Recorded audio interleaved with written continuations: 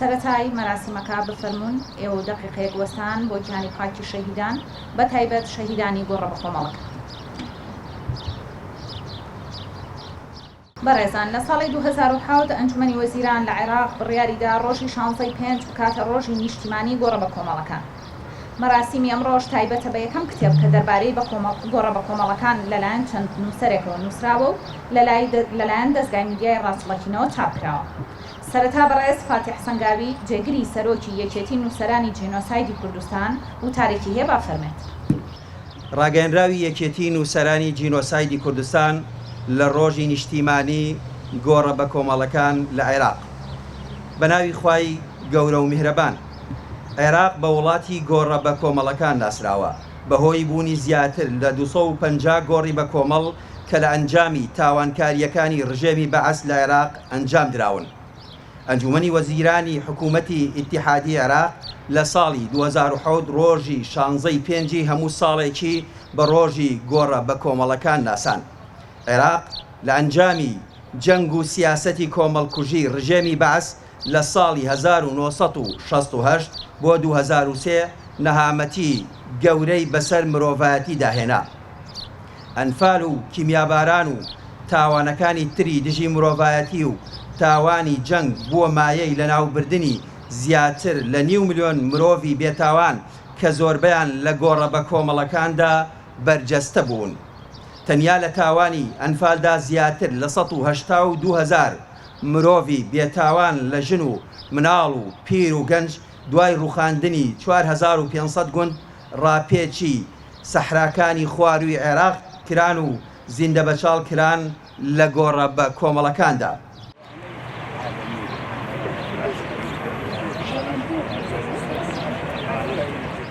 ئەم دەسەڵاتی ئەمە کەم تەرخەم بوو، نەک کەم تەرخەم بوو. دوو دیدگای هەبوو بۆ گۆڕە بە کۆمەڵەکان، دوو سەرنجی هەبوو، دوو هەنگاوی هەبوو. هێزێک هەبوو تەنیا لە خەمی ئەوەی خۆیان بوو بباتەوە، ئەمی تریش زۆر کەم تەرخەمانەتر لەو مامەڵەیەکت. ئێمە واقعمان بەچاوی خۆمان دیوە، بۆیە باوەڕی من ئێمە لە دیاتەوەی باسی ناوەڕۆکی کتێبەکە بکەین دەبێت زۆر بە خێرای من ئەو دەردەکەم. یاک ئێمە گۆڕە بە کۆمەڵەکان ئەکرا لە دادوەری گوێزەرەوەیە کاری زۆر گەورەی لەسەر بکەین، نەمان کردووە لانی کەم لە 2003 تا ئێستا.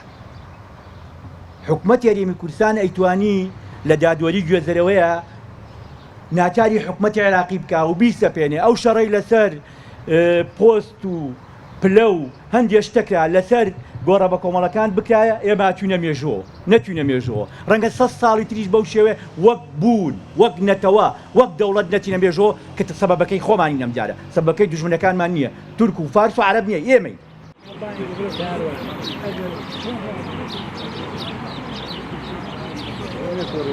کتێبی عێراق وڵاتی گۆڕە بە کۆمەڵەکان لە ڕاستیە بۆ ئەم وڵاتە ناونیشانی کتێبەکە پڕ بە پێستی خۆیەتی. سەبارەت بە کتێبەکە و سەبارەت بە ئەم ڕۆژە کە ڕۆژی نیشتیمانی گۆڕە بە کۆمەڵەکانە دوو کەیسی جیاواز و پێکەوە گرێدراویشە. ئەم پرۆژەی کتێبە پرۆژەیەکی سەرەتا ئەتوانم بڵێم یەکەم پرۆژەی هاوبەشی نووسەرانی بواری جنۆسایدە، ناوەڕۆکێکی دەوڵەمەند، کۆمەڵە قەڵەمی شارەزا، هەریەکە لە ڕوانگەی تێگەیشتنی خۆی بۆ کارکردن لەسەر دۆسێ گۆڕە بە کۆمەڵەکان نووسیوێتی. هیوادارین کتێبخانەی کوردی و کتێبخانەی عەرەبی، چونکە بەشێک لە کتێبەکە عەرەبیە بەشێکی کوردیە، سوودی لێ ببینن، بە تایبەتی ئامادەبوانی بەڕێز کە داوەتی ئەم مەراسیمە کراون لەم ناوەختەدا بۆ ئەوەیە کتێبەکە بگاتە ناوەندە ئەکادیمەکان، کتێبخانەکانیان و بە دڵنیاییەوە یەکێکە بێت لە بەرهەمە گرنگەکانی کارکردن لەسەر پرسی جنۆسایدی کورد. بابەتی گۆڕە بە کۆمەڵەکان بابەتێکی ئینسانی جیهانیە. قانونی دەولی هەیە بۆ ڕوبەڕووبوونەوەی تاوانی نێودەوڵەتی کە تاوانی گۆڕە بە کۆمەڵەکان تاوانێکی نێودەوڵەتیە.